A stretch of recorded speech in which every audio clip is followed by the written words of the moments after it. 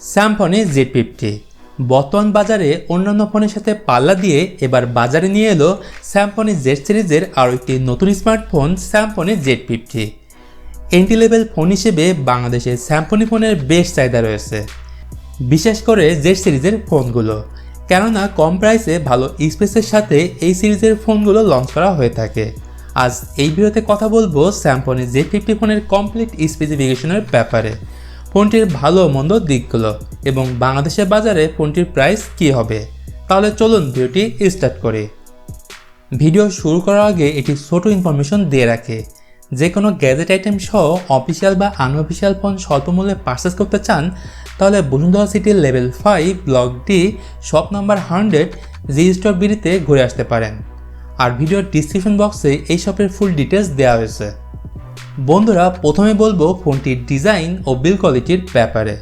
তো Symphony Z50 ফোনের ব্যাকসাইডে থাকছে পলিকার্বনেট প্লাস্টিক বডি, যা গ্লসি গ্রেডিয়েন্ট ফিনিশের সাথে আসবে। ফোনটির পেছনে ব্যবহার করা হয়েছে 3টি ক্যামেরা এবং ফিজিক্যাল ফিঙ্গারপ্রিন্ট সেন্সর। আর ফিঙ্গারপ্রিন্ট সেন্সর আগের সব ডিভাইস থেকে ফাস্ট ও অ্যাকুরেট হবে। আর ফোনটির থিকনেস মাত্র 8.45 মিলিমিটার ও ফোনটির ওয়েট 186 গ্রাম।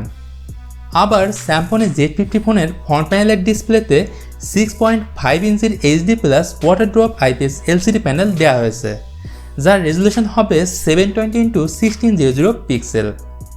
ডিভাইসটির ফ্রন্ট প্যানেলে 2.5D কার্ভ গ্লাস দেওয়া হয়েছে, তবে বেজেল ও চিন এরিয়া বেশ ভালোই বড়।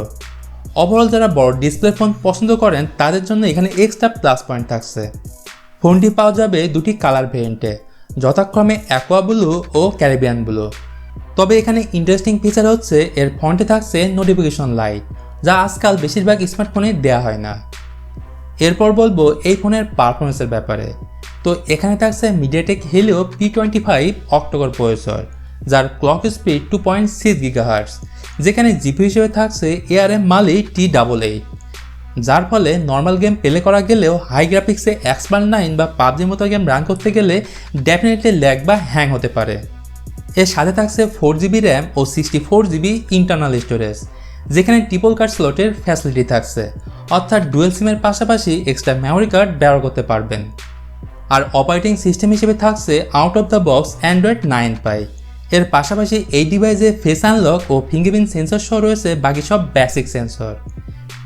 Symphony Z50 ফোনের ব্যাকে থাকছে ট্রিপল ক্যামেরা সেটআপ, যার প্রাইমারি ক্যামেরা হচ্ছে 13 মেগাপিক্সেল, যার অ্যাপারচার f2.0।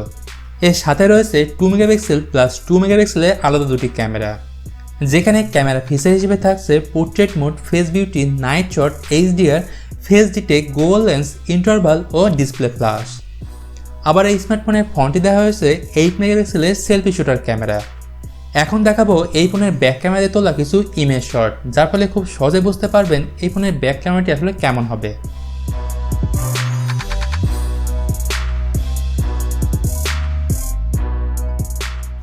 আবার যদি বলি ব্যাটারি ক্যাপাসিটির ব্যাপারে, তো Symphony Z50 ফোনের ব্যাটারি হিসেবে থাকছে 4000 mAh ব্যাটারি, যার ফলে নর্মাল ইউজাররা 1 থেকে 1.5 দিনের মতো ব্যাটারি ব্যাকআপ পেয়ে যাবেন অনায়াসে।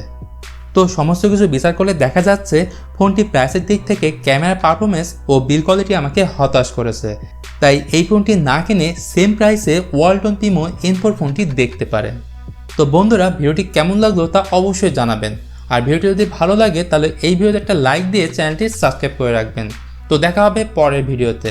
সেই পর্যন্ত আপনি ভালো থাকবেন, সুস্থ থাকবেন, টেক কেয়ার।